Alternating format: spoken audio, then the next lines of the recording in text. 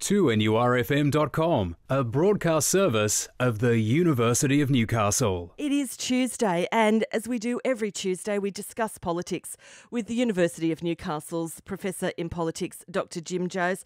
Jim, hello and good morning. Good morning, Meryl. Well, what a turn-up we have. A new Prime Minister, the 29th Prime Minister for our nation, and indeed some changes that some people, including you, predicted as early as last week. You said to me, and I almost pulled out the recording of you saying, Meryl, it would seem to me that with 30 consecutive polls running against him, Tony Abbott's time is running out, or words to those. You've been proven to be correct, Jim Joes. What's your assessment of what precipitated this in a nutshell? Well, thanks, Meryl. And yes, I think there are a number of factors that have come together. One is that the party has been dissatisfied with him, but gave him more or less some space to work. That's to say, gave Tony Abbott some space to work from about February on, saying, okay, you've got 6 months or so to lift the party, to lift your popularity, as it were, to get us back on track for the lead up to the election next year. Since then, he's not had a lot of success in achieving the sorts of things that he sort of would set out to do. There have been one sort of gaffe after another, and these have been largely self-inflicted. They haven't been inflicted by, say, a shrewd opposition manoeuvring him into spaces where he's unable to sort of operate politically successfully. He's basically made a lot of decisions that have been poor decisions. The gaffe over the week or so ago over the joke that he shared with Peter Dutton in Scott Morrison's presence underneath the microphone, that particular joke became really in a sense the nail in the coffin. For people that didn't hear that or just missed that story in the very quick news cycle, Jim, could you just briefly touch on what that was? Well, they passed a joke that Peter Dutton made the comment about rising sea levels and the Pacific nations just have to get used to it type of thing. Right. And it was said in a sort of jest, but which seemed to reveal a lack of sensitivity to these issues. And on top of that, they made comments about, shall we say, the management of time in New Guinea, and I think the Prime Minister referred to New Guinea, not quite by name, but they both made the view that, you know, the Pacific Island nations operate on a different time scale. People just, they're not concerned about being on time, etc., etc. So they were derogatory. Replaying all of those old, colonial type myths about people in what were the formerly colonised nations. And that didn't go down particularly well. Peter Dutton bore the brunt of that and had to apologise. But Tony Abbott did not apologise, and yet he participated in that. And I suspect that this didn't go unnoticed within the Liberal Party. So there are a range of things, but the big one, I think, has to be, well, no, there are two here. That one is the upcoming by-election in Canning, and the change of leadership signals a message to the voters of Canning that things have changed. Hence, as the voter in Canning who formerly may have supported the Liberal Party in the past, don't change your vote now because things have changed in the federal Liberal Party. The government is going to adopt a different tack. And the other thing was the sort of, I guess you could call them the captain's picks, coupled with the gaffe over the joke under the microphone.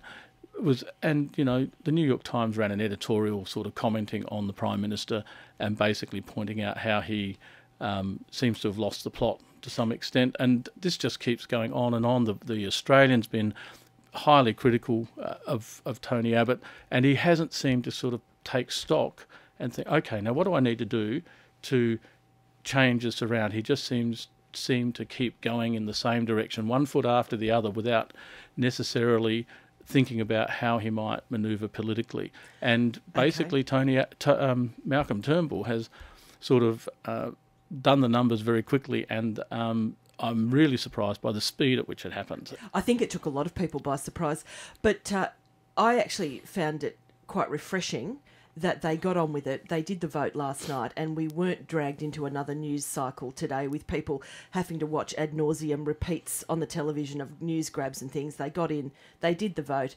and this morning, albeit it was swift, but we've woken up with a new Prime Minister and a direction at least.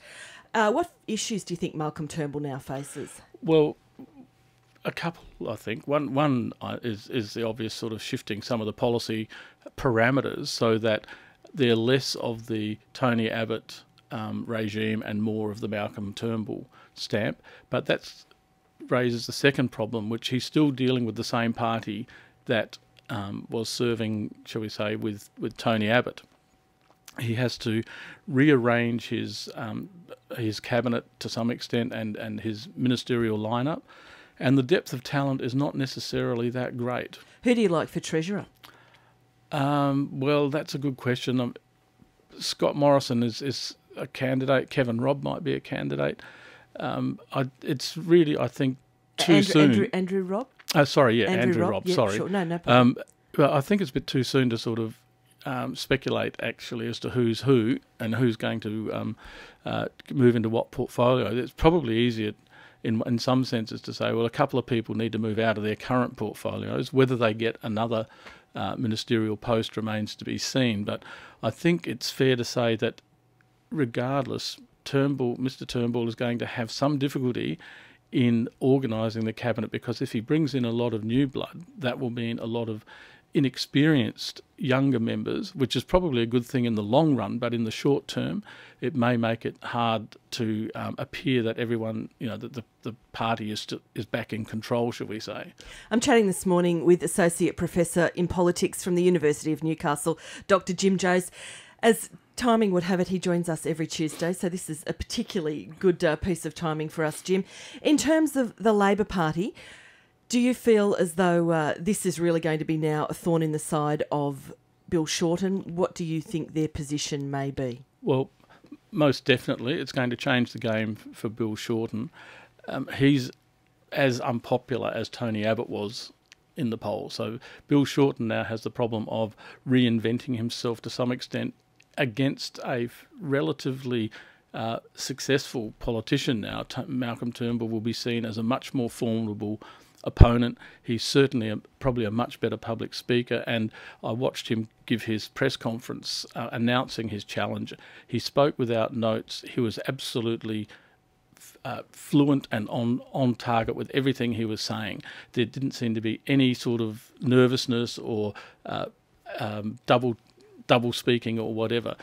Bill Shorten's going to have to deal with that, and whether he's actually going to be the person that leads the Labor Party into the polls, it will have the power brokers in the Labor Party particularly nervous, because they now need to lift his profile and his popularity, and Malcolm Turnbull's well aware of that. The one thing that I think we can say that Bill Shorten might have going for him is that the Liberal Party is as ideologically fractured as the Labor Party, if you like. So he will be able to perhaps exploit some of the divisions within the Liberal Party. Whether he will be able to do that and get the traction he needs to shift voters' perceptions, I don't know. I thought you might have been going to say the one thing he has going for him is Tanya Plibersek, to be honest, because she's been someone who's polled pretty reasonably in recent times. Should he be nervous about her?